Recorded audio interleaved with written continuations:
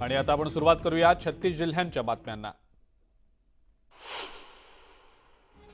नांदेडच्या शासकीय रुग्णालयात अधिष्ठातांना दिलेल्या अपमानास्पद वागणुकीच्या विरोधात लातूरमधल्या वैद्यकीय संघटना आक्रमक झालेल्या आहेत। विविध संघटनांनी एकत्र येत निदर्शनं केलेली आहेत। त्यावेळेला खासदार हेमंत पाटलांवर कारवाई करण्याची मागणी करण्यात आली आहे। यवतमाळच्या आझाद मैदानावर सुशिक्षित बेरोजगार युवकांनी खासगीकरणाच्या विरोधात भव्य मोर्चा काढलाय। कंत्राटी भरतीचा निर्णय सरकारनं रद्द करावा अशी मागणी यावेळी करण्यात आली आहे। रस्ते दुरुस्त करता येत नसतील तर आमचा तालुका महाराष्ट्राऐवजी गुजरात किंवा मध्य प्रदेशला जोडा अशी मागणी शहाद्यातल्या रस्ते संघर्ष समितीनं केली आहे। रस्त्याच्या दुरावस्थेविरोधात समितीनं रास्ता रोको केला, त्यामुळे काही काळ वाहतूक ठप्प झाली होती। रत्नागिरीमध्ये वानरांनी हैदोस घातलाय। वानरांच्या उपद्रवामुळे कोकणातल्या आंबा बागायतदारांचं मोठं नुकसान होत आहे। त्यामुळे आक्रमक झालेल्या शेतकऱ्यांनी या वानरांचा बंदोबस्त करावा या मागणीसाठी जिल्हाधिकारी कार्यालयासमोर बेमुदत उपोषण सुरू केलंय। वन्य प्राण्यांचा उपद्रव थांबवा, अन्यथा आम्हाला वन्य प्राण्यांना मारण्याची परवानगी द्या अशी मागणी करत दापोलीतल्या बागायतदार शेतकऱ्यांनी मोर्चा काढला। वन्य प्राण्यांमुळे झालेल्या नुकसानासाठी हेक्टरी 70,000 रुपये नुकसान भरपाई देण्याची मागणी करण्यात आली आहे। चंद्रपूरच्या चिमूरमधल्या निमढेला बफर क्षेत्रातल्या विठ्ठल रुक्मिणी मंदिराच्या छतावर चक्क वाघ उभा असल्याचं कॅमेऱ्यामध्ये चित्रित झालंय। छतावर वाघ आणि खाली भाविकांची गर्दी होती। वन्यजीवप्रेमी बंडा अरविंद यांनी हे अनोखं दृश्य आपल्या कॅमेऱ्यामध्ये चित्रित केलंय। बबली वाघिणीचा हा बछडा छोटा मटका म्हणून ओळखला जातो आणि त्याचा या परिसरातला वावर नेहमीचाच असल्याचं स्थानिक सांगतात। नंदुरबारचे जिल्हाधिकारी बालाजी मंजुळे यांच्या विरोधात नंदुरबार शहर पोलीस ठाण्यामध्ये फौजदारी गुन्हा दाखल झालाय। मंजुळेंच्या कार्यकाळात कामात दिरंगाई झाल्याचा आरोप करण्यात आला। यामुळे शासनाचा 10 कोटी 80 लाखांचा महसूल बुडवल्याचा ठपका त्यांच्यावर ठेवला गेलाय। मुख्यमंत्री एकनाथ शिंदे हे मराठ्यांसाठी आश्वासक चेहरा असून त्यांनी ठरवलं तर ते मराठ्यांना आरक्षण देऊ शकतात असं वक्तव्य मनोज जरांगे पाटलांनी केलंय। आम्ही सरकारला 40 दिवसांचा वेळ दिला असून ते योग्य निर्णय घेतील अशी अपेक्षा त्यांनी व्यक्त केली आहे। मनोज जरांगे पाटलांनी पुन्हा एकदा छगन भुजबळांवर हल्लाबोल केलाय। आम्ही लोकशाहीच्या मार्गाने आंदोलन करत असताना त्याला परवानग्या मिळू नये त्यासाठी प्रयत्न का करता असा सवाल त्यांनी भुजबळांना केलाय। भाजप प्रदेशाध्यक्ष चंद्रशेखर बावनकुळे सांगलीच्या दौऱ्यावर आहेत। बावनकुळे यांच्या प्रमुख उपस्थितीत तासगाव आणि मिरजेत बूथ वॉरियर्सच्या बैठका होत आहेत। बावनकुळेंकडून भाजपच्या महाविजय 2024च्या तयारीचा आढावाही घेतला जातोय। चंद्रशेखर बावनकुळेंच्या कोल्हापूर दौऱ्याआधी भाजपात उभी फूट पाहायला मिळतेय। भाजपामधले जुने विरुद्ध नवे कार्यकर्ते असा संघर्ष दिसतोय। भाजपचे माजी जिल्हाध्यक्ष बाबा देसाई यांच्यासह अनेक माजी तालुका अध्यक्ष भाजपच्या विरोधातच उभे ठाकलेत। चंद्रकांत दादा पाटलांच्या सांगण्यावरूनच पदाधिकाऱ्यांना डावलल्याचा आरोप करण्यात येतोय। सरकारवर कोणताही दबाव नाही। मराठा आरक्षणासंदर्भात नेमलेल्या समितीचा अहवाल आल्यानंतर कायद्याच्या चौकटीत आणि दिलेल्या वेळेत सरकार आरक्षणासंदर्भातला सकारात्मक निर्णय घेईल असा विश्वास शिवसेना नेते अर्जुन खोतकर यांनी व्यक्त केला। जळगावमधल्या बुधगाव इथल्या शेतकऱ्यांना पाडळसरे धरणाचं काम पूर्ण व्हावं या मागणीसाठी मुख्यमंत्र्यांना रक्तानं पत्र लिहिलंय। गेल्या 20 वर्षापासून या धरणाचं काम रखडलंय। वारंवार निवेदनं देऊन सुद्धा काम पूर्ण होत नसल्यानं या शेतकऱ्यानं मुख्यमंत्र्यांना निवेदन दिलंय। कार्तिकी एकादशीच्या पूजेसंदर्भात मुख्यमंत्री आणि उपमुख्यमंत्री बसून योग्य तो निर्णय घेतील असं दिलीप वळसे पाटलांनी म्हटलंय। अजित पवार नाराज नसून केवळ त्यांची प्रकृती ठीक नसते असं स्पष्टीकरणही त्यांनी दिलं। शरद पवार आणि बाळासाहेब ठाकरे या मराठी माणसांनी राजकीय पक्ष काढले। आता केंद्रातले अदृश्य हात हे पक्ष संपवण्याचा प्रयत्न करत असल्याची टीका सुप्रिया सुळेंनी केली आहे।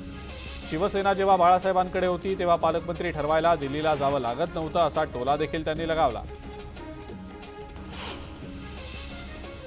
श्रीरामपूर शहरात बुधवारी एका 35 वर्षीय तरुणाची डोक्यात फरशी घालून निर्घृणपणे हत्या करण्यात आली। या प्रकरणी पोलिसांनी 2 संशयितांना ताब्यात घेतलंय। ढाबा मालकानं जेवण द्यायला नकार दिल्याच्या रागातनं 5 जणांच्या टोळक्यानं कोयते दाखवत दहशत पसरवल्याचा प्रकार साताऱ्याच्या मोळाचा ओढा परिसरात घडलाय। यावेळेला एका ग्राहकाला सुद्धा मारहाण करण्यात आली आहे। छत्रपती संभाजीनगरमधल्या निराला बाजार परिसरात 70 वर्षीय महिलेची घरात घुसून निर्घृण हत्या करण्यात आल्याचा प्रकार समोर आलेला आहे। पोलिसांनी या सगळ्या प्रकाराचा तातडीनं तपास सुरू केला आहे। धुळ्यातल्या शासकीय कर्मचारी वसाहतींची मोठी दुरावस्था झालेली असून अनेक इमारतींना तडे गेले असून वापरात नसलेल्या खोल्यांमधून आता दरवाजे आणि खिडक्या चोरून नेण्याचे प्रकार वाढलेत। बांधकाम विभागानं याकडे लक्ष देण्याची मागणी होती आहे। लातूरच्या औसामध्ये ठिकठिकाणी कचऱ्याचे ढीग साचलेत, नाले तुंबलेले आहेत। सखल भागात पाणी साचल्यानं शहरात डेंग्यू सदृश रुग्णांची संख्या वाढली आहे। नगर परिषदेला वारंवार विनंती करून सुद्धा उपाययोजना केल्या जात नसल्यानं राष्ट्रवादी काँग्रेसचे माजी नगराध्यक्ष डॉक्टर अफसर शेख यांनी स्वतः शहरात फवारणी केली आहे। सांगलीच्या चांदोली परिसरात असणारा उदगिरी पठार सध्या मिनी कास पठार म्हणून नावारूपाला येतोय। अनेक दुर्मिळ जातीची फुलं या पठारावर फुललेली आहेत। यंदा या फुलांना चांगला बहर आल्यानं पर्यटक या पठाराकडे आकर्षित होत आहेत।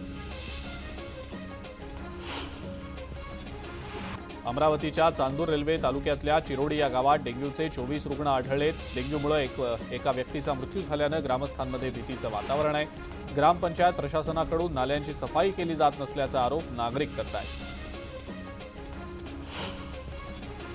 वाशिमच्या अडोळी शेत शिवारातल्या पाणंद रस्त्याची दुरावस्था झालेली आहे आणि त्यामुळे शेतकऱ्यांचे हाल होत आहेत। रस्त्यावर पाणी साचल्यानं शेतात जाताना शेतकऱ्यांना अडचण सहन करावी लागते आणि त्यामुळे रस्त्याची दुरुस्ती करण्याची मागणी शेतकरी करत आहेत।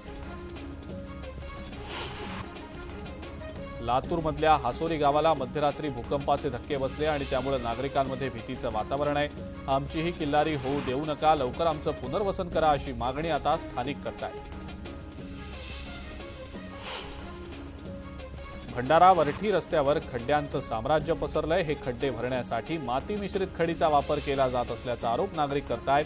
त्यामुळे रस्त्यावर सातत्यानं खड्डे पडतायत। अपघातांच्या संख्येतही वाढ झाली आहे। हे निकृष्ट दर्जाचं काम करणाऱ्या कंत्राटदारावर कारवाई करावी अशी मागणी नागरिकांनी केली आहे।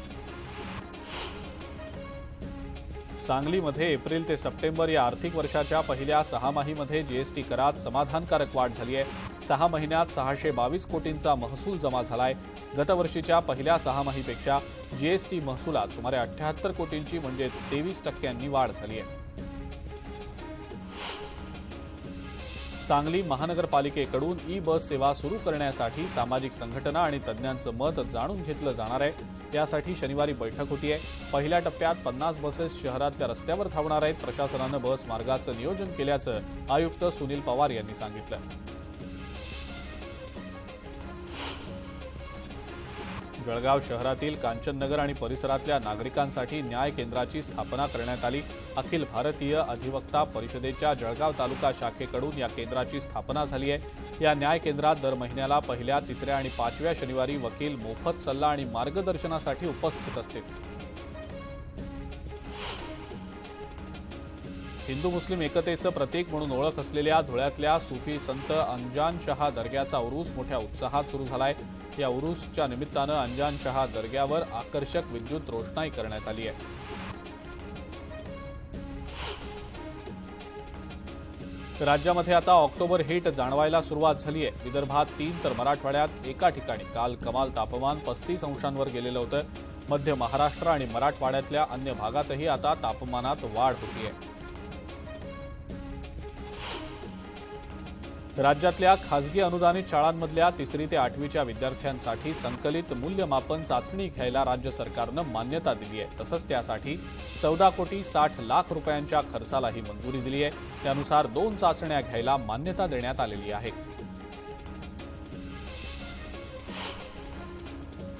खासदार सुप्रिया सुळेंनी नांदेडच्या शासकीय रुग्णालयाला भेट दिली आहे। त्यावेळेला मृत बालकाच्या आईनं सुप्रिया सुळे यांच्यासमोर टाहो फोडला। डॉक्टरांनी वेळेत उपचार न दिल्यानं बाळ दगावल्याचा आरोप या मातेनं केला। केंद्रीय आरोग्य राज्यमंत्री डॉक्टर भारती पवार यांनी नाशिक जिल्हा रुग्णालयात जात पाहणी केली आहे। यावेळेला त्यांच्या पाहणीदरम्यान धक्कादायक माहिती समोर आलेली आहे। नाशिक जिल्हा रुग्णालयात केवळ 1 महिना पुरेल इतकाच औषध साठा शिल्लक असून औषध खरेदी करणाऱ्या कंपनीला वारंवार पत्रव्यवहार करून सुद्धा उत्तर न मिळाल्याची माहिती जिल्हा रुग्णालय अधिकाऱ्यांनी दिलेली आहे। नांदेडच्या रुग्णालयातल्या मृत्यू प्रकरणाचा अहवाल केंद्राला मिळाल्याची माहिती केंद्रीय आरोग्य राज्यमंत्री डॉक्टर भारती पवारांनी दिली आहे। औषध साठा पुरेसा होता, औषध नसल्यानं मृत्यू झालेले नाहीत। मृत्यू झालेल्या काही रुग्णांचं वय जास्त होतं, तर काही नवजात बालकं खासगी रुग्णालयात व्हेंटिलेटरवर होते, ते शासकीय रुग्णालयात दाखल करण्यात आले होते, असं स्पष्टीकरण अहवालातनं देण्यात आलेलं आहे। नागपूरच्या मेयो आणि मेडिकल रुग्णालयात गेल्या 3 दिवसात 63 रुग्णांच्या मृत्यूची नोंद झाली आहे। मेयो आणि मेडिकल रुग्णालयात अत्यवस्थ रुग्ण येत असल्यानं वर्षभर सरासरी रोज 15 ते 20 मृत्यूंची नोंद होतीये।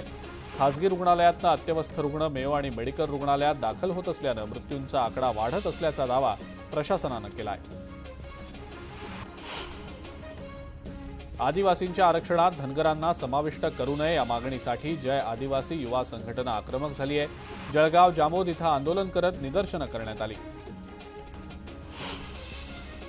अहमदनगरमधल्या अकोले इथं धनगर समाजाला अनुसूचित जमातीतनं आरक्षण दिलं जाऊ नये अशी मागणी आदिवासी समाजानं केली आहे। या मागणीसाठी तहसील कार्यालयावर मोर्चा देखील काढण्यात आला। गोंदियामध्ये भाजपच्या ओबीसी जागर यात्रेचं आगमन होतंय। ओबीसी समाजात जनजागृतीसाठी तसंच ओबीसी समाजात द्वेष पसरवणाऱ्या इतर पक्षांना उत्तर देण्यासाठी या यात्रेचं आयोजन करण्यात आलेलं आहे। या यात्रेत मोठ्या संख्येनं ओबीसी बांधव सहभागी झाले होते।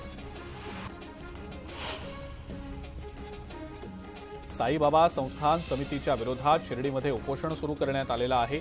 समितीच्या मनमानी कारभाराच्या विरोधात समिती हटावचा नारा देत आमरण उपोषणाला सुरुवात करण्यात आली आहे। औरंगाबाद खंडपीठाचं कामकाज सलग दुसऱ्या दिवशी देखील बंदच आहे। कुठल्याही एकाच इमारतीत कामकाज सुरू ठेवण्याच्या मागणीला धरून वकील संघ ठाम आहे। प्रशासनाकडून वकिलांची समजूत काढण्याचा प्रयत्न होतोय, मात्र वकील आपल्या मागण्यांवर ठाम असल्याचं दिसतंय। नंदुरबारमधल्या शहादा इथल्या शेतकऱ्यांचं ऊसाचं बिल थकीत आहे आणि त्यामुळे शेतकऱ्यांपुढे आर्थिक संकट निर्माण झालंय। थकीत रक्कम तातडीनं अदा न केल्यास 15 ऑक्टोबरपासून शेतकऱ्यांनी आंदोलनाचा इशारा दिलाय। रायगडच्या धामणसई आदिवासी वाडीवर एका महिलेची निर्घृण हत्या झाल्याची घटना उघड झाली आहे। हत्येचं कारण अस्पष्ट असून या विरोधात रोहा पोलीस ठाण्यामध्ये गुन्हा दाखल झालाय। अंकलेश्वर बऱ्हाणपूर महामार्गावर ट्रक उलटून भीषण अपघात झाला। या अपघातात 3 जण जखमी झाले, त्यांना उपचारासाठी रुग्णालयात दाखल करण्यात आलेलं आहे।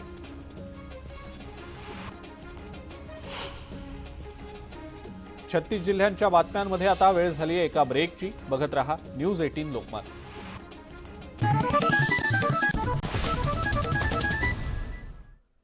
ब्रेकनंतर पाहूया 36 जिल्ह्यांच्या बातम्या।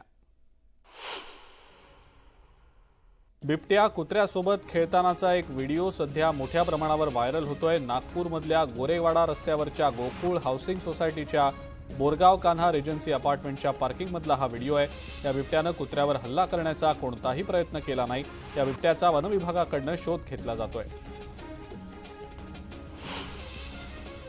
अमरावतीमधल्या राम मोहन नगर परिसरात मध्यरात्री बिबट्या दिसल्यानं नागरिकांमध्ये भीतीचं वातावरण निर्माण झालं।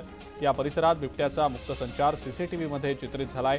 या घटनेची माहिती वनविभागाला देण्यात आलेली असून वनविभाग या बिबट्याचा शोध घेत आहे। आणि यासोबतच 36 जिल्ह्यांच्या बातम्यांमध्ये आता वेळ झाली आहे इथंच थांबण्याची। ताज्या बातम्या आणि अपडेटसाठी बघत राहा फक्त न्यूज 18 लोकमत।